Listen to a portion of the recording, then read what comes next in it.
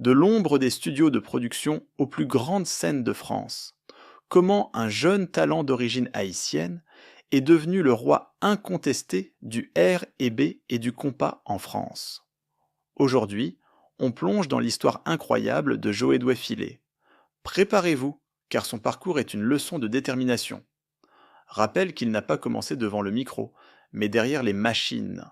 Il était beatmaker et compositeur, notamment pour le groupe Les Chroniques du Watibé. Sa polyvalence. Il sait tout faire, écrire, composer, chanter. C'est ce qui fait sa force. Parle de sa capacité à mélanger les genres, zouk, compas, R et B et rap. Mentionne ses premiers succès en solo et comment il a su toucher un public très large, notamment grâce à ses thèmes sur l'amour et les relations, parfois complexes. Mais ce n'était que le début d'un raz-de-marée musical.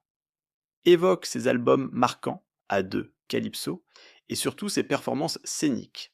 Tu peux faire un lien avec ta vidéo sur son concert à la Défense Arena ou son nouvel album Hate Love. Et vous, quelle est votre chanson préférée de Joe?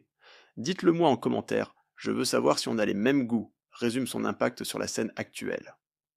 De l'ombre des studios à la lumière de l'Accor Arena, découvrez l'histoire incroyable de Joe Douai-Filet. Comment ce génie de la composition, autrefois beatmaker pour les plus grands, est-il devenu l'icône incontestée du R&B et du compas en France? Dans cette vidéo, on retrace le parcours inspirant d'un artiste complet qui a su imposer son style unique et conquérir le cœur de millions de fans. Si cette vidéo vous a plu, n'oubliez pas de lâcher un énorme pouce bleu, de vous abonner pour ne rien rater des prochaines actus sur vos stars préférées, et on se retrouve très vite sur Miss Rasvin. Ciao! De l'ombre des studios de production aux plus grandes scènes de France.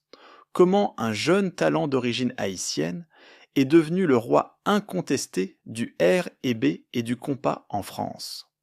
Aujourd'hui, on plonge dans l'histoire incroyable de Joe Douai-Filet. Préparez-vous, car son parcours est une leçon de détermination. Rappelle qu'il n'a pas commencé devant le micro, mais derrière les machines. Il était beatmaker et compositeur, notamment pour le groupe Les Chroniques du Watibé. Sa polyvalence. Il sait tout faire, écrire, composer, chanter. C'est ce qui fait sa force.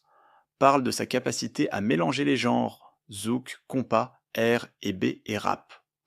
Mentionne ses premiers succès en solo et comment il a su toucher un public très large, notamment grâce à ses thèmes sur l'amour et les relations, parfois complexes.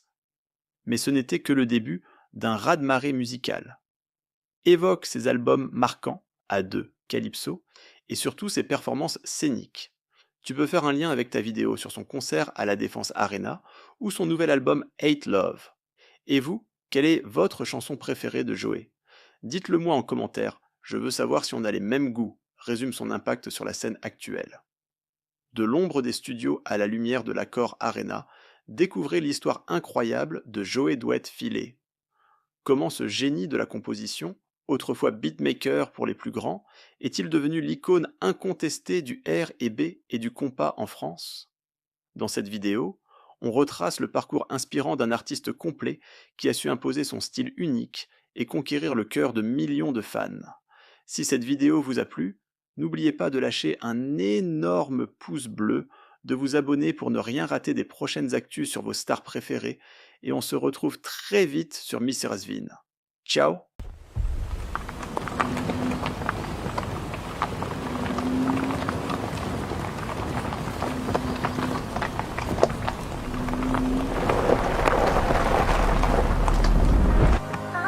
Il y a un moment de ta vie où tu te poses un nombre incalculable de questions sur plein de trucs. À ce moment-là, c'est toi face à toi-même.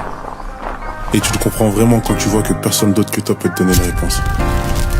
Mais la question qui m'a le plus hanté, c'est: est-ce que t'es une bonne personne? Comment être une bonne personne quand t'as l'impression que toutes celles qui t'entourent sont mauvaises et nocives? Quand t'as l'impression que l'amour qu'on t'a donné était maquillé de haine et d'envie? Quand on t'a fait croire qu'aimer, c'est forcément beau et que ça finit toujours bien? J'ai vécu tout ça et malheureusement, ça a complètement changé ma vision de l'amour. Moi, je pense plutôt que l'amour qui fait le plus mal, c'est pas celui qu'on perd. C'est celui qui reste en nous et qui se transforme en rancœur. Hate love, il y a toujours un peu d'amour dans la haine. Et parfois, Assez de haine pour tout briser. I know, babe. I know, babe. Je sais que t'as trop mal. Tu as tes trop mal.